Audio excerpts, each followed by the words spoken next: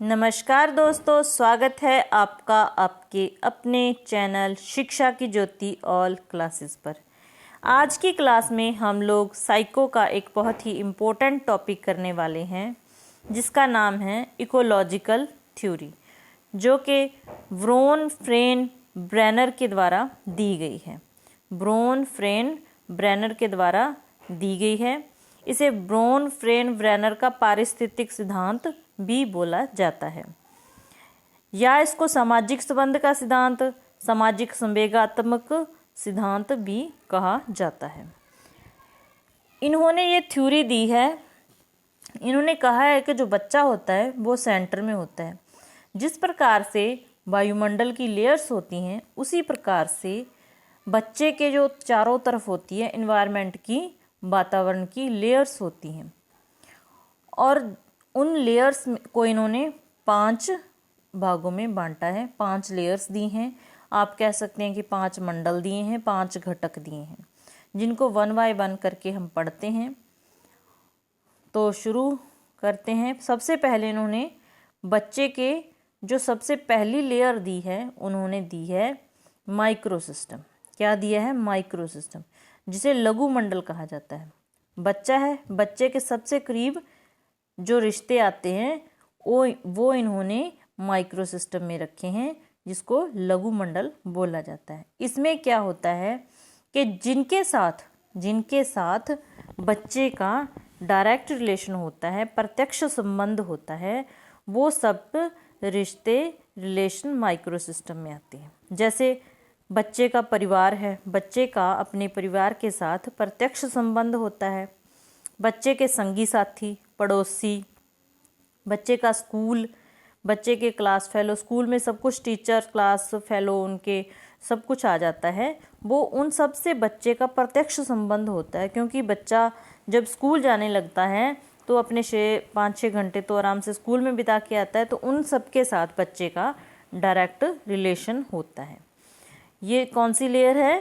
पहली लेयर है, जिसका नाम दिया है माइक्रो सिस्टम, लघु मंडल।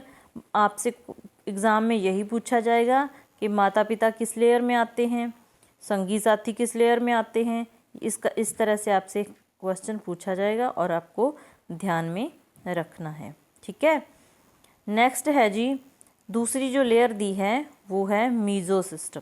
क्या है? मीजो सिस्टम, मध्य मंडल। मीजो सिस्टम, मध्य मंडल। इस लेयर में क्या होता है कि जो बच्चा होता है, जिनके साथ बच्चे का डायरेक्ट संबंध होता है, उनका आपस में जो रिलेशन बनता है वो मीजो सिस्टम में आते हैं। जैसे बच्चे के माता पिता और स्कूल, बच्चे के माता पिता स्कूल का संबंध, जब बच्चे की क्लास टीचर का जो आपस में रिलेशन बनता है, वो मीजो सिस्टम में आते हैं। और बच्चे के फ्रेंड है, उसके फ्रेंड के जो पेरेंट्स हैं, उनका जो हमारे साथ, हम हैं, हमारा बच्चा है, हमारे बच्चे के फ्रेंड के पेरेंट्स है, जो दोनों बच्चों के पेरेंट्स में आपस में जो संबंध बनते हैं, वो सब मीजो सिस्टम में आते हैं। वो मीजो सिस्टम में आते हैं, मध्य मंडल में आते हैं। यहाँ बच्चा भी मध्य में होता है कि बच्चों के द्वारा जो रिलेशन बनते हैं वो मीजो सिस्टम में आते हैं। 3rd नंबर पे है जी एक्सो सिस्टम। क्या है? 3rd नंबर पे एक्सो सिस्टम। एक्सो सिस्टम वायुमंडल, एक्सो सिस्टम वायुमंडल, इसको आपको याद रखना है। इसमें क्या आता है कि वो सब चीज़ें इस मंडल में आती हैं, इस लेयर में आती हैं, जिनके साथ जिनका बच्चे के ऊपर अप्रत्यक्ष, इनडायरेक्ट वे से बच्चे पर प्रभाव पड़ता है। वो चीज़ें क्या हो सकती है, क्या रिलेशन हो सकते हैं? वो बच्चे का जो माता पिता है, उसका कार्यस्थल हो सकता है, यहाँ पर उसके पिता काम करते हैं। स्कूल बोर्ड हो सकता है, स्कूल मैनेजमेंट हो सकता है, मीडिया हो सकता है। क्योंकि अगर एक बच्चा है, उसके पिताजी जहाँ काम करते हैं, मान लो उसका ट्रांसफ़र हो गई, उसका तबादला हो गया, तो उसका बच्चे पर भी तो प्रभाव पड़ेगा ना। उसका स्कूल बदल जाएगा, उसका आसपास का वातावरण, माहौल, सब कुछ बदल जाएगा। तो इस प्रकार से जिस चीज़ का बच्चे पर इनडायरेक्ट प्रभाव पड़ता है, वो सब एक्सो सिस्टम में आ जाते हैं। अगर स्कूल बोर्ड के नियम चेंज होते हैं तो भी बच्चे पर प्रभाव पड़ता है। अगर स्कूल की मैनेजमेंट कोई चेंज करती है तो भी बच्चे पर प्रभाव पड़ता है। तो इन चीज़ों का बच्चे पर इनडायरेक्ट प्रभाव पड़ता है, वो सब एक्सो सिस्टम में आती हैं, वायुमंडल में आती हैं। 4th नंबर पर है मैक्रो सिस्टम। मैक्रो सिस्टम और माइक्रो सिस्टम में आपको अंतर करके चलना है। माइक्रो और मैक्रो में आपको अंतर करने के चलना है। जो फर्स्ट लेयर थी वो माइक्रो सिस्टम थी, वो माइक्रो सिस्टम थी, और जो हमने 4th करने वाले हैं वो है macro system. Macro system, macro system को बृहत मंडल कहा जाता है, बृहत मंडल कहा जाता है। इसका जो एरिया होता है थोड़ा वाइड होता है, इसका क्षेत्र जो होता है वो विस्तृत होता है। इसमें अगर हम बात करें कि इसमें जो समाज, पूरे देश आदि से रिलेटेड चीज़ें इसमें आ जाती हैं। इसमें देश का, समाज का कल्चर हो सकता है, ठीक है, इसमें देश का, समाज का कल्चर हो सकता है, मूल्य हो सकते हैं, नैतिकता आ जाती है, इसमें नैतिक मूल्य कह सकते हैं, इसमें नियम कानून आ सकते हैं। इन चीज़ को आप याद रखो, क्या आ सकते हैं, नियम कानून, इसमें नियम कानून आ सकते हैं, ये मैक्रो सिस्टम में आते हैं। और इसमें क्या आ सकता है, इसमें संस्कृति आ सकती है, कल्चर, संस्कृति, और देश का, समाज का आर्थिक स्तर और सामाजिक स्तर आ सकता है, क्योंकि समाज का जो आर्थिक स्तर जैसा होगा वैसा ही बच्चे का विकास होगा, बच्चे का विकास भी उसी प्रकार से होगा। ये सब चीज़ें मैक्रो सिस्टम में आएगी, ये सब मैक्रो सिस्टम में आएगा। जो 5th लेयर है, जो लास्ट लेयर है, वो है क्रोमो सिस्टम। क्या है, क्रोमो सिस्टम, घटक मंडल। घटक मंडल 5th पे क्या आता है, घटक मंडल। घटक मंडल में क्या आता है कि इसमें समय के साथ, टाइम के साथ जो चेंजेस आते हैं वो सारे घटक मंडल में आते हैं। एग्जाम्पल के तौर पर हम ले लेते हैं कि जैसे कोविड आया, कोविड के आने से पहले हम बच्चे को फ़ोन देना ठीक नहीं समझते थे, हम नहीं चाहते थे कि हमारा बच्चा ज़्यादा फ़ोन को यूज़ करे, लेकिन इसने, कोविड ने सारा बात उल्ट कर दी। अब हमें ज़बरदस्ती बच्चे के हाथ में फ़ोन देना पड़ा, क्योंकि जो उसका होमवर्क था, उसका क्लास वर्क था, वो सारा फ़ोन पे डिपेंड हो गया, उसका काम फ़ोन से होने लगा, तो सब कुछ चेंज हो गया। तो ये जो चेंज आते हैं ये घटक मंडल में आ जाते हैं। किसी न किसी तरह की नई तकनीक आ जाना, किसी न किसी तरह से कोई नई तकनीक का आना, वो सब घटक मंडल में आते हैं। अब हम इसको डिटेल से थोड़ा पढ़ लेते हैं ताकि आपको चीज़ें अच्छे से याद हो जाएं। वैसे तो हमने सब कुछ कर लिया, लेकिन इन चीज़ों को आपको नोट करना है, ये स्पेशल आपके नोट करने के लिए है। सबसे पहले हमने पढ़ा लघु मंडल।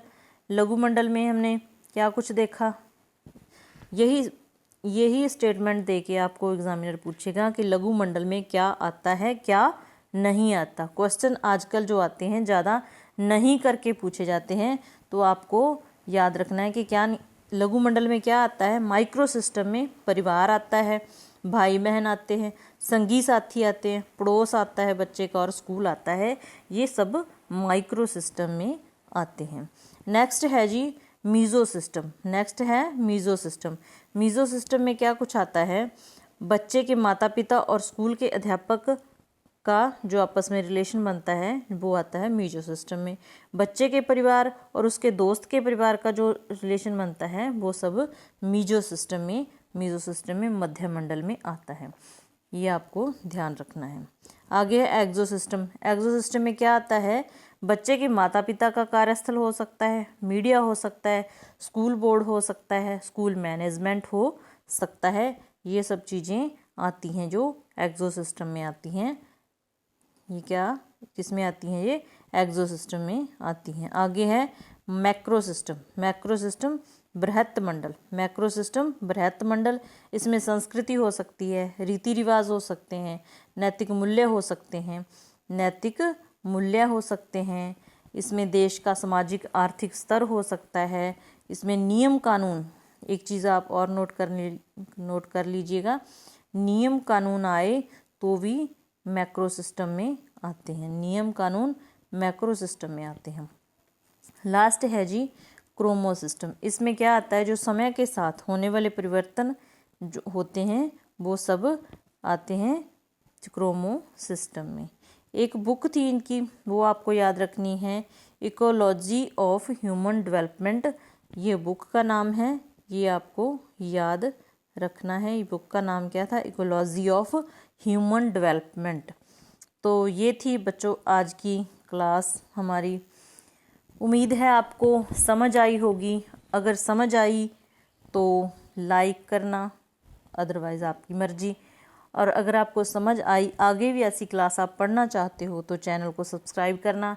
हमें इसी तरह से साइको के जो बहुत ही इम्पोर्टेंट टॉपिक है, जिससे कन्फर्म है कि क्वेश्चन आएगा ही आएगा, हम इस तरह से पढ़ते जाएंगे ताकि जब तक एस्टेट हो हमारी तैयारी अच्छे से हो जाए। वैसे तो हर एग्ज़ाम के लिए हर एग्ज़ाम में ही साइको ये समान ही होती है, हर एग्ज़ाम में ये हमारे काम आएगी, चाहे सीटेट हो, एस्टेट हो, रीट हो, यूपी टेट हो, एमपी टेट हो, कुछ भी हो काम आएगी। लेकिन अगर आप एस्टेट की तैयारी कर रहे हो तो आपको ये बहुत ही फ़ायदा देगी।